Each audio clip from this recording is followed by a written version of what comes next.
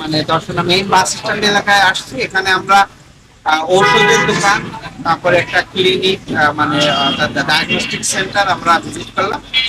এখানে ঔষধের দোকানগুলা মোটামুটি তারা তাদের কয়েকজন দেখলাম তাদের কার্যক্রমটা বা তাদের সেলিং এটা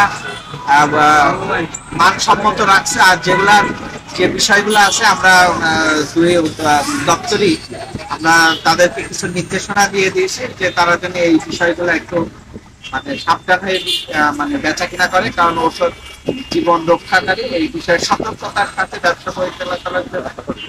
আর এখানে একজন জন্ডিসের চিকিৎসা করে। আসলে এটা একরকম অপচিকিৎসাই বলবো, কারণ ওনার ওভাবে প্রাতিষ্ঠানিক কোনো সনদ নেই। আচ্ছা, সবচেয়ে যেটা ওনার উনি সবকিছুতে ডাক্তার লেখে। উনি যেখানে টেস্ট দেয় তারা ডাক্তার লেখে, কিন্তু সবাই তাকে ডাক্তার। তা ওনাকে বলা হয়েছে যে আরো বিশেষ করে উনি যেখানে উনি চিকিৎসা করে উনি নিজেরই প্রতিষ্ঠানেই টেস্ট দেয়, সেখানেই ডাক্তার লেখে।